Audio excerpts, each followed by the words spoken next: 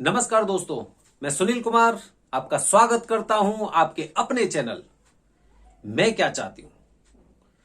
दोस्तों, हमेशा की तरह हम एक नया टॉपिक लेके आते हैं और आज हम आपके लिए वो सूचना लेके आ रहे हैं, वो एक नया टॉपिक लेके आ रहे हैं जिसमें आपको इंटरेस्ट जरूर आएगा।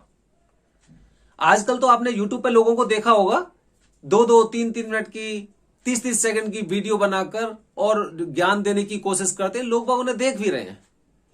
जहां पे देखते हैं टाइम ड्यूरेशन बहुत ज्यादा है, बाकी वीडियो को वो स्किप कर देते हैं, या फिर कुछ बहुत ही ज्यादा जटिल जानकारी चाहिए या टेक्निकल टाइप की कुछ चीजें चाहिए तो तब वहां पे लोग उन वीडियोस को देखते हैं। अदरवाइज घर परिवार से संबंधित वीडियो को, छोटी से छोटी वीडियो देखना पसंद करते हैं। हम भी दोस्तों कोशिश करेंगे इस वीडियो को छोटा से छोटा करने की, लेकिन चूंकि हमारा टॉपिक एक ऐसा टॉपिक है जहां पर कहते हैं ना कि अधजल गगरी छलकत जाए। अगर आधा ज्ञान होता है तो इंसान को हमेशा नुकसानदायक होता है। Little knowledge is dangerous to us. ठीक है, तो जो कम जानकारी होती है वो हमें कहीं ना कहीं खतरनाक साबित होती है। तो दोस्तों, आज मैं एक टॉपिक लेके आया हूं आपके लिए पत्नियों के ऊपर ही। आप कहेंगे भाई पत्नियों से तो बड़ा प्यार है इसको पत्नियों के बारे में, पत्नियों को कैसे खुश रखें, पत्नियों को कैसे वश में करें, पति को कैसे खुश रखें, और आज फिर पत्नियों का टॉपिक। तो दोस्तों, मैं आज आपको कुछ ऐसे पॉइंट बताने वाला हूं, अगर वो पॉइंट आपकी पत्नी में है तो आपके घर परिवार को वो तबाह कर सकती हैं, वो आदतें। मैं आपको एक एक पॉइंट बताऊंगा, लेकिन उससे पहले मैं आपको एक आवश्यक जानकारी देना चाहता हूं कि हमारे चैनल का उद्देश्य कभी भी किसी के विरोध में या फिर किसी के पक्ष में बातें बताना नहीं है। हमारा उद्देश्य केवल आप लोगों तक उस संदेश को पहुंचाना है। आप चाहो तो आप उन्हें अपने जीवन में उतार सकते हैं, अगर आपको अच्छी लगती है। अगर खराब लगती है तो आप उन्हें डस्टबिन की तरह फेंक सकते हैं।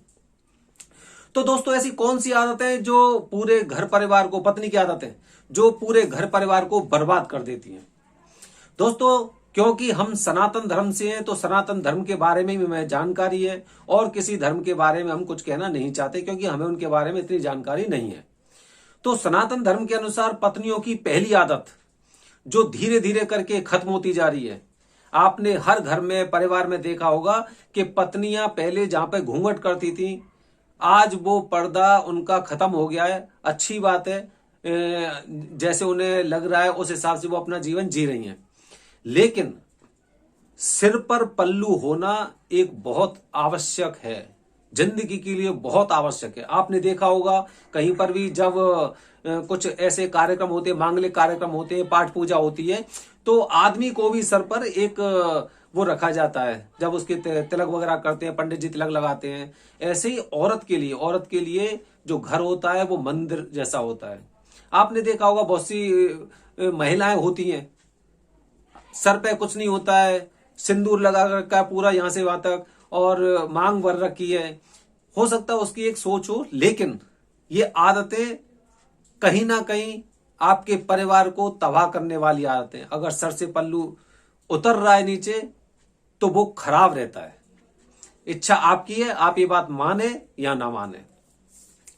दोस्तों, दूसरी आदत जो पत्नी अपने परिवार को बर्बाद कर देती, तबाह कर देती, दूसरी आदत होती है अपने आप को कोसना, खुद को ही कोसना।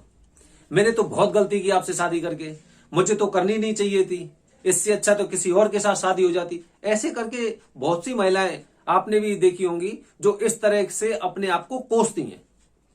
हमेशा अपने आप को कोसना, कभी जैसे अगर बात हो जाएगी तो वो हमेशा सबसे पहले अपने आप को कोसती हैं। मैंने तो बहुत बड़ी गलती कर दी, मेरा तो कर्म फूट गए थे जो मैंने आपसे शादी कर ली, ऐसी बातें वो बताती हैं। इसका मतलब आप समझ रहे हैं कि वो अपनी जिंदगी से खुश नहीं है, उसकी आत्मा पूरी तरह से संतुष्ट नहीं है।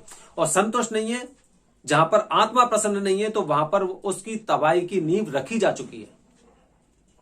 दोस्तों, तीसरी आदत होती है नई नई फरमाइश करना। कभी देखो कुछ ना कुछ आगे भविष्य के लिए कुछ एक नई फरमाइश तैयार रहती है। हालांकि आजकल भी कोरोना का टाइम चल रहा है, उससे पहले भी जो आदमी होते हैं वो अपने पैसे की व्यवस्था के लिए कहीं पर नौकरी कर रहे हैं, कुछ बिजनेस कर रहे हैं, आगे की परिस्थितियों से निपटने के लिए काफी प्रयास कर रहे हैं, कुछ इंश्योरेंस पॉलिसी वगैरह ले रहे हैं, हर तरह की चीजें देख रहे हैं। वो जो गृहिणी होती है उन्हें वो चीजें दिखाई नहीं देती। ये तो सब कर ही रहे हैं, ये सब कर रहे हैं लेकिन मुझे तो ये चाहिए। ये फरमाइशें होती हैं कहीं ना कहीं आपके दिमाग के संतुलन को खराब करने के लिए होती हैं, और जब आपके दिमाग का संतुलन खराब होगा तो परिवार तबाह होगा ही। आप खुद देखिए, आप अपने परिवार की जिम्मेदारी निभा रहे हैं, आप हर कार्य कर रहे हैं, बच्चों की स्कूल की फीस भरनी है, कुछ प्रीमियम पे करना है, आगे की प्लानिंग करनी है, आगे आपको कौन कौन से और कार्य करने हैं, कहीं जाना है, हर प्रकार की जिम्मेदारी होती है। जो इंसान कमा रहा है, जो आदमी कमा रहा है, वो आगे आगे तक की सारी चीजें देख रहा है। कुछ तो लोग ऐसे हैं जो रेंट पे रहते हैं, वो रेंट के लिए भी पूरी प्लानिंग करते हैं कि भाई इतना पैसा वहां देना है, इतने पैसे वहां पे देने हैं।